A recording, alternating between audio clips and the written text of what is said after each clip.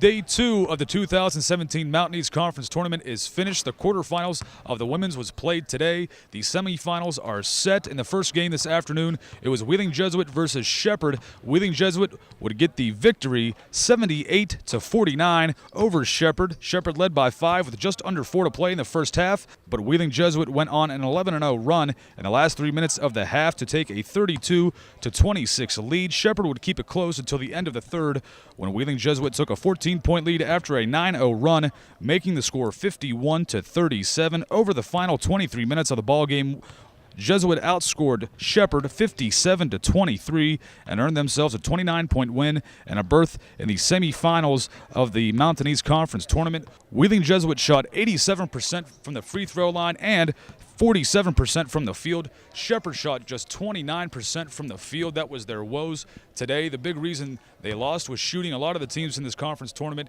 can shoot well. When they have a bad day, a loss will happen. The second game of the day, West Virginia State versus Virginia Wise. That was a very close ball game.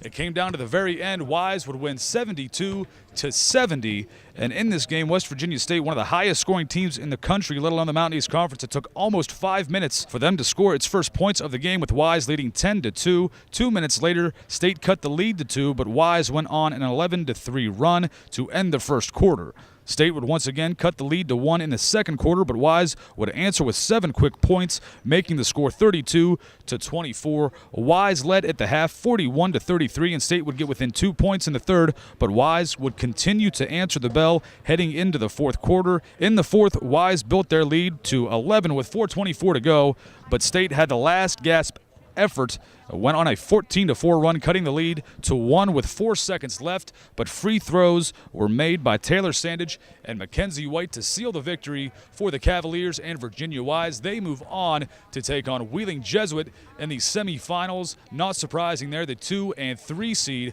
getting the victories on the day will meet each other in the semifinals of the Mountain East Conference Tournament. Glenville State and Charleston was the first game of the second session here in the quarterfinals round of the Mountain East Conference Tournament. Charleston beating West Liberty in the play-in round to get to play the number 1 seed in Glenville State. And surprising as it was, Glenville State scored 28 points in that first quarter. That is not too surprising for a team that is very good at putting the ball in the bucket. Charleston was held scoreless until the 7-minute mark at the end of the first.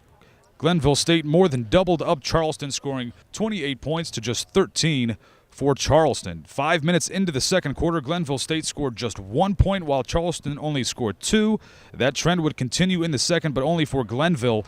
They scored 4 points in the second, shooting 1 of 17, while Charleston put up 15 points, cutting the lead to 4 at halftime. Charleston's free throw shooting in the first half had a lot to do with keeping them in this game, as they went 13 of 17 in the first half.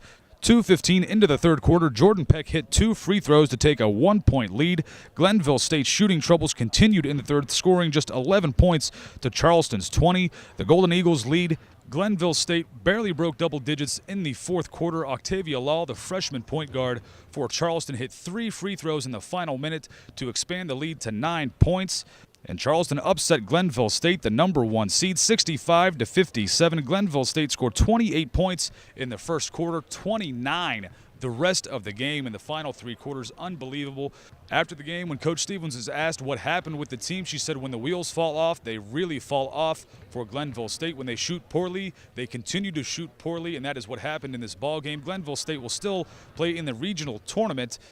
The final game of the night was Fairmont State versus Notre Dame College. The first quarter belonged to Fairmont State, as Wheeling's own Emily Piscarich was 3 for 5 from behind the arc with 9 points. And Mackenzie White put up 7 points with 4 assists to end the quarter. Gabby Etter hit a half-court buzzer beater to end the first quarter, up 12 points, 27-15. Notre Dame tried fighting back in the second with several uncontested layups, but Fairmont State's Piscarich continued to be hot from behind the three-point line with 4 more in the second quarter, making her 7 of 10 from behind the arc and 21 points in the first half, giving her team a 46-31 lead. Kelsey Miller led the way in scoring for Notre Dame in the first half with 8 points, but had 5 turnovers in that first half as well. The third was more of a struggle for both teams shooting, but Fairmont State still outscored Notre Dame 16-9 to take a 60-40 lead into the fourth quarter. Notre Dame was scored its the first 12 12 points of the fourth quarter. Fairmont State did not score a point